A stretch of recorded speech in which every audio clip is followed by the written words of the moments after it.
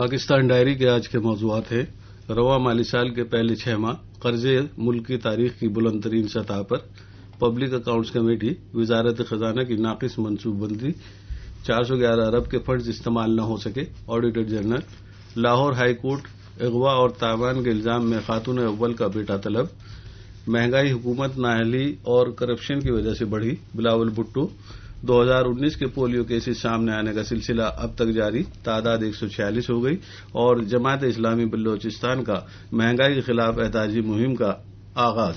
Jio T V کے مطابق وفاقی حکومت نے مالی سال 2019-20 کے پہلے 6 ماہ کی جائزہ رپورٹ تیار کر لی ہے۔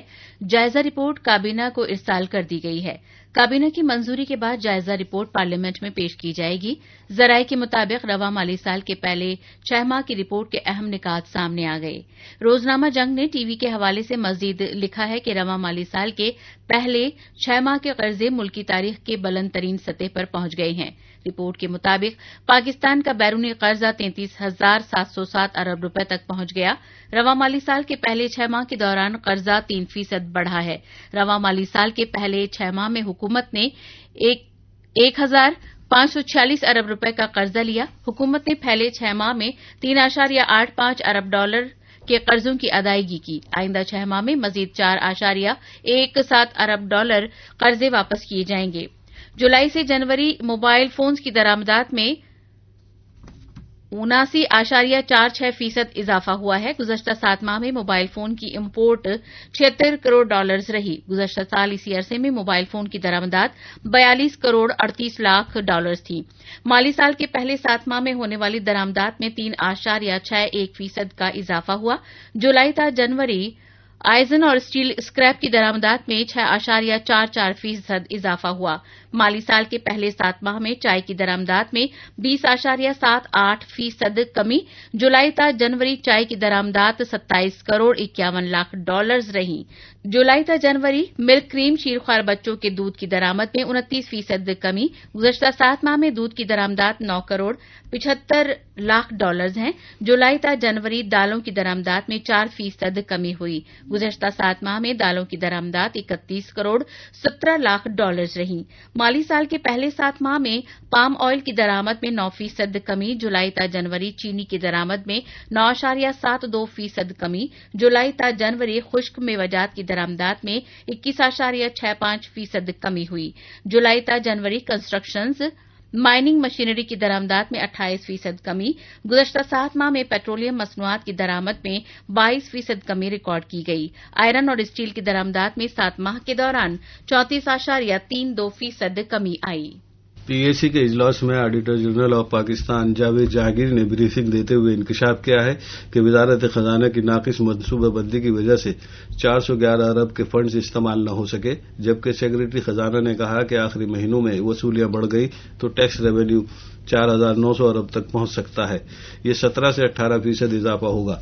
پی ایس سی کے چیئرمین رانا تنویر نے کہا کہ حکومت کی غلط پالیسیوں سے مہنگائی 14.6% تک جا پہنچی۔ خواجہ آصف نے کہا کہ چکر چلا کر عوام کو بیوقوف نہ بنائیں۔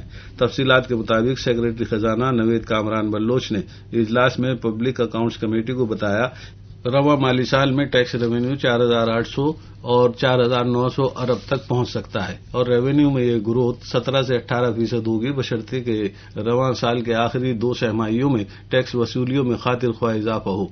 رواں سال قرضوں کی ادائیگی کے لیے 2.9 ٹریلین روپے کا ہدف رکھا گیا ہے۔ آڈیٹ حکام نے انکشاف کیا کہ مالی سال 2018 میں وزارت خزانہ کی ناقص منصوبہ بندی کے باعث 411 ارب روپے کے فنڈز استعمال نہ ہو سکے۔ دوسری جانب اربوں روپے کا ضمنی بجٹ بھی جاری کیا گیا۔ رانا تنویر کی سربراہی میں پبلک اکاؤنٹس کمیٹی کا اجلاس ہوا، جس میں سیکریٹری خزانہ نے بریفنگ دیتے ہوئے بتایا ٹیکس وصولیوں کے ہدف میں 16 سے 17% اضافہ ہوا ہے، جبکہ نان ٹیکس وصولیوں میں بہتری آئی ہے۔ اس پر خواجہ آصف نے کہا کہ قوم کو بیوقوف نہ بنایا جائے۔ سیکریٹری خزانہ آخری سہ-ماہی میں جس تاریخی ٹرینڈ کی بات کر رہے ہیں وہ غلط ہوتا ہے۔ خاتون اول بشرا بی بی کے بیٹے کو لاہور ہائی کورٹ نے 24 فروری کو طلب کر لیا ہے۔ ابراہیم پر الزام ہے کہ اس نے پولیس اہلکاروں کے ساتھ مل کر 2 افراد کو اغوا کیا تھا، جس کے بعد ان سے 15 ملین کا مطالبہ کیا گیا تھا۔ روزنامہ جسارت کی ایک رپورٹ کے مطابق ابراہیم خاتون اول کی پہلی شادی سے 5 بچوں میں سے ایک ہے۔ بشرا بی بی نے پہلی شادی خاور مانیکا سے کی تھی۔ سماجی رابطے کی ویب سائٹ ٹویٹر پر حیدر کلیم نامی ایک صارف نے ٹویٹ کیا کہ وزیر اعظم عمران خان کے سوتیلے بیٹے ابراہیم مانیکا نے میرے بھائی کو اس وقت سنگین نتائج کی دھمکیاں دی جب ان کے ڈرائیور کو گاڑی دھیان سے چلانے کا کہا گیا کیونکہ وہ ہماری کار کو ٹکر مار رہا تھا۔ ابراہیم مانیکا نے کہا کہ میں ایک VIP ہوں اور میں جو چاہے تمہارے ساتھ کر سکتا ہوں، کیا تم جانتے ہو کہ میں کون ہوں؟ صارف حیدر کلیم نے ترجمان پنجاب حکومت شہباز گل اور لاہور پولیس کو مخاطب کرتے ہوئے کہا کہ کیا یہ ملک ان لوگوں کے لیے ایک مذاق ہے؟ کیا ایسی دھمکیوں کے خلاف ایکشن لینے والا کوئی نہیں؟ یہاں کوئی احتساب نہیں، یہ اصل VIP کلچر نہیں۔ اب خبر سامنے آئی ہے کہ بشرا بی بی کے بیٹے ابراہیم کو لاہور ہائی کورٹ نے اس الزام میں طلب کر لیا ہے کہ انہوں نے پولیس کے ساتھ مل کر 2 افراد کو اغوا کر کے 15 ملین کا مطالبہ کیا تھا۔ پاکستان پیپلز پارٹی PPP کے چیئرمین بلاول بھٹو زرداری نے ایک بار پھر حکومت سے PTI MF ڈیل کو پھاڑ کر پھینکنے اور عالمی ادارے سے نئے معاہدے کا مطالبہ کر دیا۔ اخبار ڈان کی رپورٹ کے مطابق لاہور میں میڈیا سے گفتگو کرتے ہوئے بلاول بھٹو زرداری نے وزیر اعظم عمران خان کو مخاطب کر کے کہا کہ وہ دوبارہ معاہدہ کر کے واپس آئیں جو پاکستان اور اس کی معیشت کے لیے سود مند ہو۔ انہوں نے کہا کہ بین الاقوامی مالیاتی فنڈ سے معاہدے کے تناظر میں پورا ملک مہنگائی کی لپیٹ میں ہے جس کا سارا بوجھ غریب عوام پر ڈالا جا رہا ہے۔ ان کا کہنا تھا کہ وزیر اعظم عوام کے نمائندے نہیں ہیں اور جب وہ IMF سے مذاکرات کرتے ہیں تو عوامی مفادات کا تحفظ متمم نظر نہیں ہوتا۔ چیئرمین پیپلز پارٹی نے کہا کہ ہماری پارٹی کا کوئی بھی رکن PTI MF کی ڈیل کو تسلیم نہیں کرتا۔ بلاول بھٹو زرداری نے بڑھتی ہوئی مہنگائی کو حکومتی نااہلی اور کرپشن کی وجہ قرار دیا۔ انہوں نے اسٹیٹ بینک آف پاکستان اور فیڈرل بورڈ آف ریونیو کے حوالے سے کہا کہ مذکورہ ادارے بھی یہ کہنے پر مجبور ہیں کہ حکومت ٹیکس سے متعلق اپنے ہی طے شدہ اہداف حاصل کرنے میں ناکام رہی ہے۔ بلاول بھٹو نے کہا کہ حکومت نے ملک کی تاریخ میں سب سے زیادہ قرض لیا ہے۔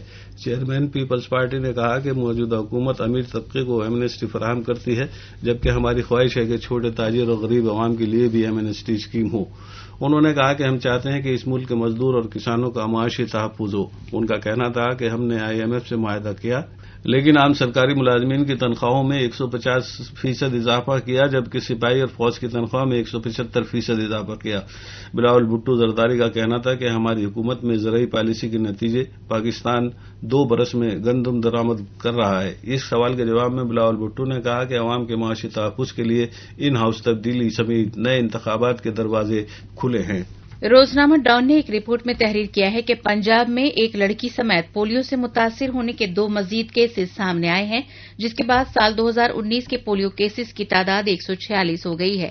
اس سلسلے میں national manager emergency operation centre برائے پولیو ڈاکٹر رانا صفدر نے ڈان سے بات کرتے ہوئے بتایا کہ ہمیں بڑی تعداد میں مفلوج بچوں کے نمونے موصول ہوتے ہیں لیکن ہر بچہ پولیو کی وجہ سے مفلوج نہیں ہوتا۔ انہوں نے بتایا کہ دونوں بچوں کے نمونے 8 دسمبر اور 28 دسمبر کو لیے گئے تھے۔ اس وقت وائرس کے آثار بہت معمولی تھے۔ اس کی وجہ سے ہمیں ان کی افزائش کرنی پڑی جس سے بالآخر یہ تصدیق ہو گئی کہ دونوں بچے پولیو وائرس کا شکار بنے ہیں۔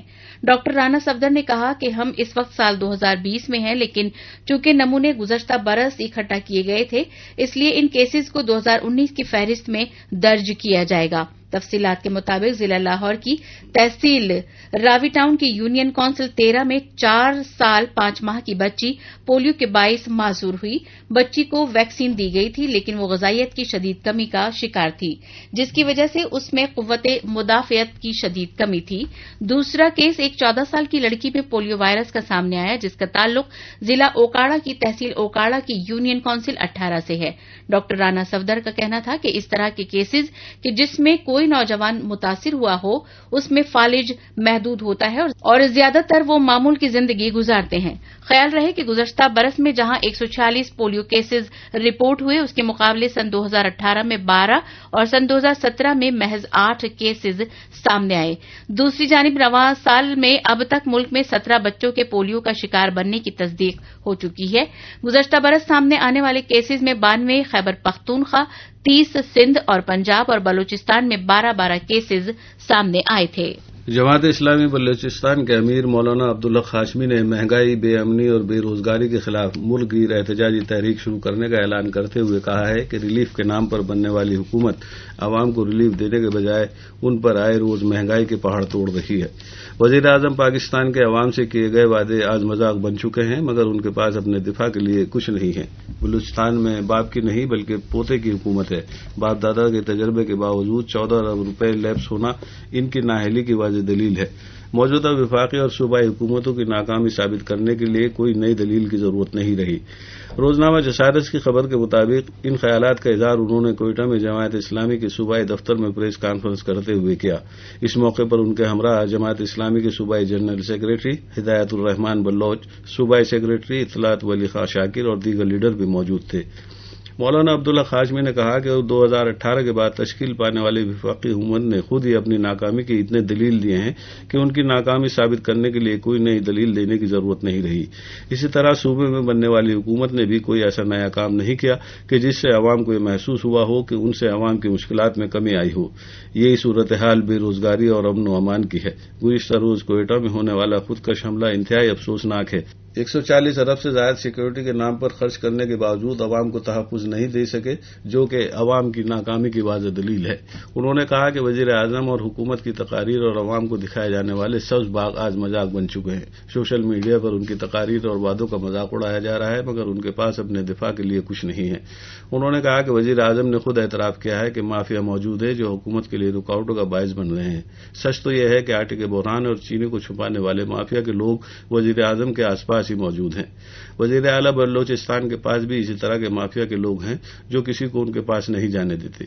बलूचिस्तान में बाप के नाम से हुकूमत कायम है। असल में ये बाप की नहीं पोते की हुकूमत है। दादा और बाप के बाद पोते की हुकूमत है। इतने वसी तजर्बे के बावजूद अवाम को रिलीफ देने में यकसर तौर पर नाकाम है। सूबाई हुकूमत से पिछली मरतबा 14 अरब रुपए लैप्स हुए, जिससे वाज़ेह पैगाम मिल रहा है कि इनके पास कोई अहलियत नहीं है। महंगाई का तूफान मुतवस्सित तबके को पीस रहा है, मगर निचली सतह के लोगों के लिए जीना ही मुहाल हो गया है। IMF से अरबों रुपए कर्ज लेने के बावजूद अवाम की हालत तब्दील नहीं हुई। कर्जा लेने के बाद उन्हें मैं सूद अदा भी करना होगा। इस सूदी मईशत से अवाम मजीद गुलाम बन रही है। बलूचिस्तान में मुख्तलिफ आसामियों के लिए होने वाले टेस्ट व इंटरव्यूज में करप्शन की जा रही है। पैसे लेकर मेरिट को तब्दील किया जाता है। बेरोजगारी और मेरिट के पामाली से नौजवान बेअमनी की तरफ माइल हो रहे हैं।